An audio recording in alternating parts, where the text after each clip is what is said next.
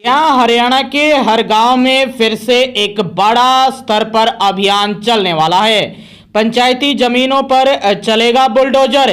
जी हाँ, साथ में कुछ राहत भरी खबर या खुशखबरी भी आई है।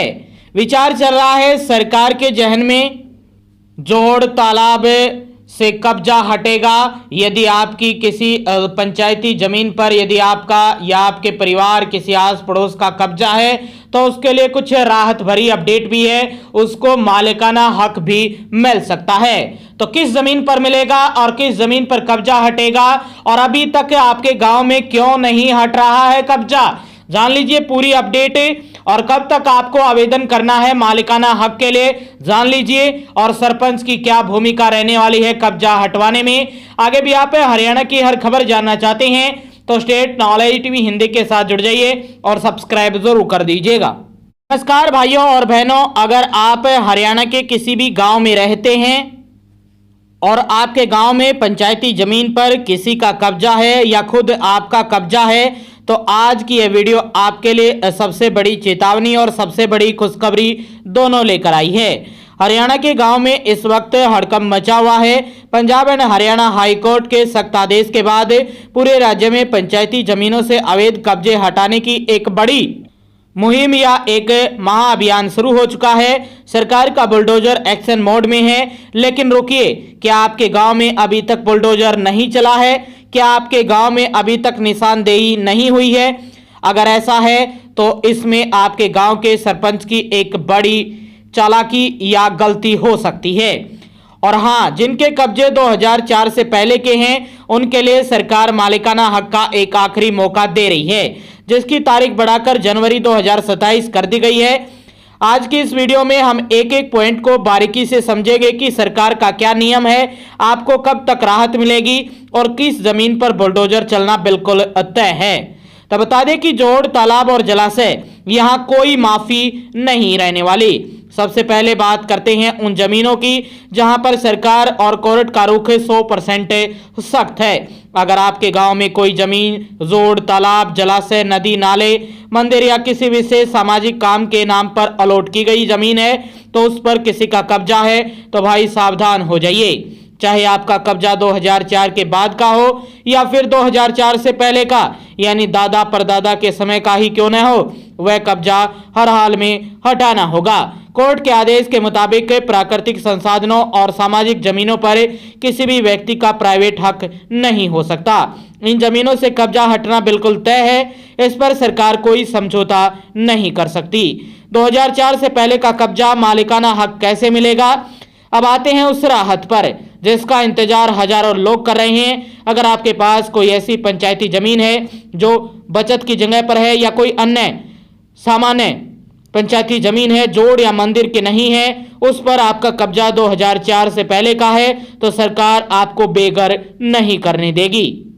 यानी आपको बेघर नहीं करेगी बल्कि सरकार आपको उस जमीन का असली मालिकाना हक देने जा रही है, मालिक बनाने जा रही है। इसके लिए नियम क्या है, ध्यान से सुनिएगा। आपको साल 2004 के कलेक्टर रेट का 1.5 गुना पैसा सरकार के पास जमा करवाना होगा। जैसे आप यह राशि जमा करवाएंगे उस पंचायती जमीन की रजिस्ट्री सीधी आपके नाम पर कर दी जाएगी।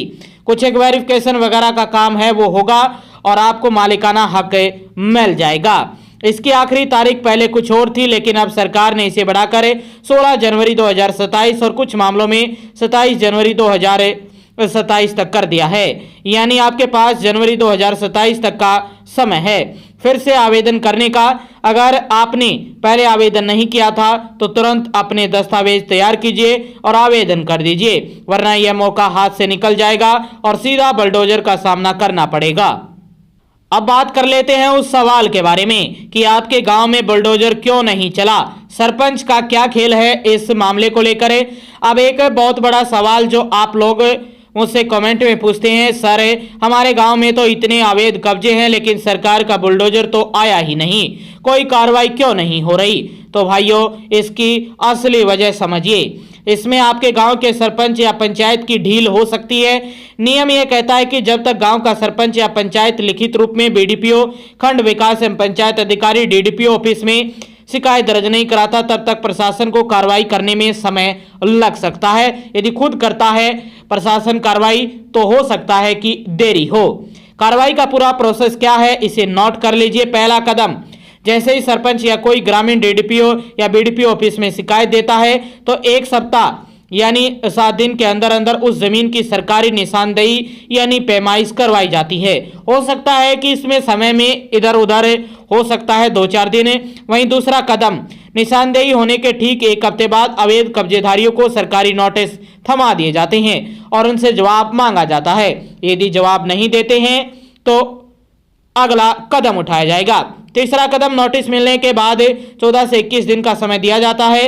अगर इस दौरान कब्जा नहीं हटाया गया या कोई वैध कानूनी दस्तावेज नहीं दिखाया गया तो ठीक लगभग 20-21 दिन के आसपास, थोड़ा ऊपर नीचे दिन हो सकते हैं, पुलिस फोर्स के साथ पीले पंजे यानी बुलडोजर की एंट्री हो जाएगी आपके कब्जेधारी जमीन पर और कब्जा ढहा दिया जाएगा।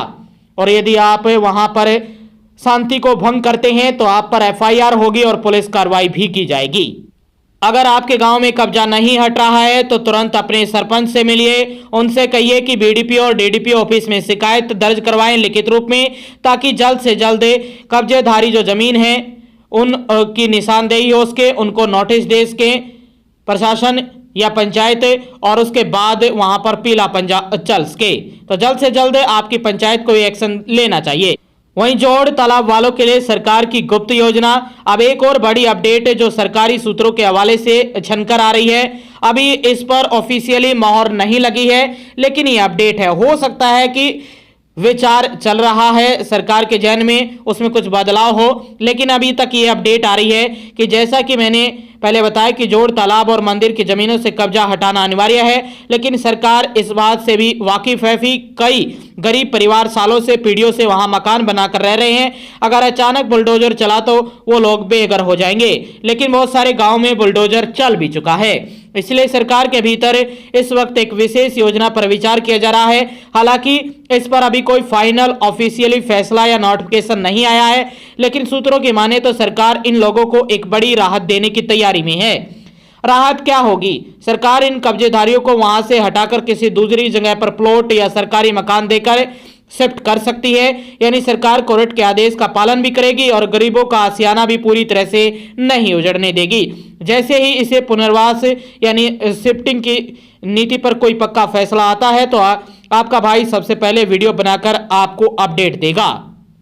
लेकिन अभी तक इस पर कोई भी फैसला नहीं आया है, ऑफिशियली कोई भी जानकारी नहीं आई है।